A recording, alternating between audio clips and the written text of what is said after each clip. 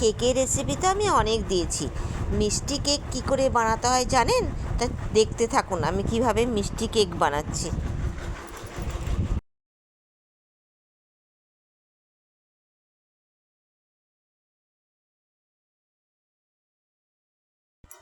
এর জন্য প্রথমে একটা কড়াই চাপিয়েছি, কড়াইয়ে সামান্য একটু আমি জল দিলাম যাতে দুধটা না তলায় লেগে যায়।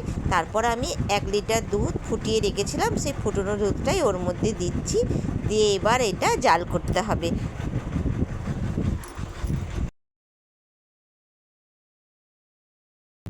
যখন এইভাবে বলক উঠে যাবে, এই যে বলক উঠছে, এরপর আমি এই লেবুটা দিচ্ছি যাতে দানাদার টেক্সচারটা থাকে।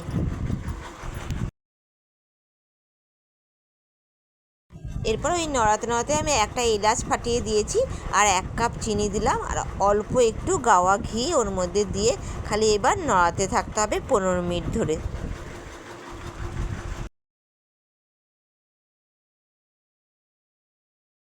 এবার 10 মিনিট পর থেকেই কালারটা এবার আসতে ধরেছে কেকের।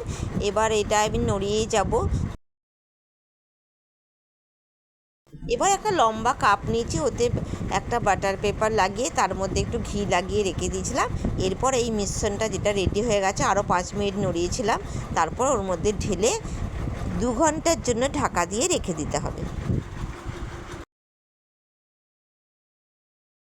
এবার 2 ঘন্টা পর এবার এই যে কেকটা ডিমোল্ড করে নিলাম। এবার এই বাটার পেপারটা খুলে কেকটা আবার দেখাচ্ছি কেমন হয়েছে।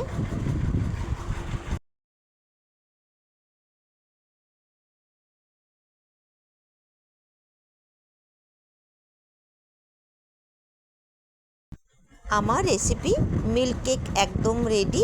একটু ওপর থেকে গার্নিশিং করে নিচ্ছি।